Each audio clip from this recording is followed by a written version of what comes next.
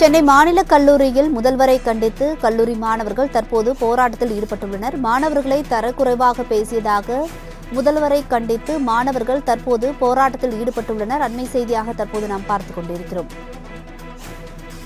விரிவான விவரங்களை செய்தியாளர் ராகவேந்தர் வழங்க கேட்டறியலாம். வணக்கம் ராகவேந்தர், இது குறித்தான விவரங்களை பதிவு பண்ணுங்க.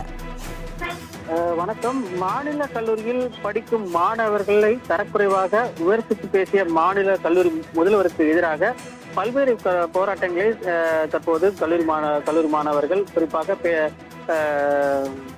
மகளிர் கல்லூரியினர் தற்போது போராட்டத்தில் ஈடுபட்டு வருகின்றனர். இங்கே இருக்கக்கூடிய முதல்வராக இருந்த ராமன் மண்டல இயக்குநராக பதவி உயர்வு கொடுத்து மாற்றப்பட்டார். தற்போது மாநில கல்லூரி முதல்வர் பணியிடம் காலியாக இருப்பதால் மீண்டும் அதே முதல்வரை பொறுப்பு முதல்வராக தற்காலிகமாக நியமிக்கப்பட்டதை கண்டித்து இன்று மாணவர்கள் போராட்டத்தில் ஈடுபட்டனர். மாணவர்கள் நடத்திய போராட்டம் கல்லூரி வளாகத்தில் பெரும் பரபரப்பை ஏற்படுத்தியிருக்கிறது.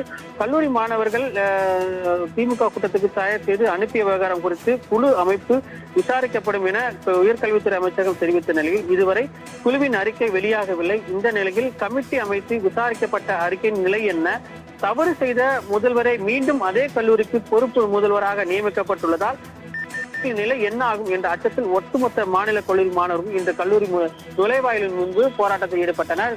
இதனை அடுத்து தற்போது மாநில கல்லூரி மாணவர்கள் நிர்வாகம் சார்பாக பேச்சுவார்த்தை நடத்தப்பட்டது. கிட்டத்தட்ட அரை மணி நேரத்துக்கு மேலாக போராட்டத்தில் ஈடுபட்ட மாணவர்கள் தற்போது கலைந்து சென்றிருக்கின்றனர். இது தொடர்பாக கல்லூரி நிர்வாகம் சார்பாக நடவடிக்கை எடுக்கப்படும் என்று கூறியதை அடுத்து தற்போது போராட்டத்தில் ஈடுபட்ட மாணவர்கள் தற்போது கலைந்து சென்றிருக்கின்றனர். இது தொடர்பாக போலீசார் தற்போது குவிக்கப்பட்டு வருகின்றனர்.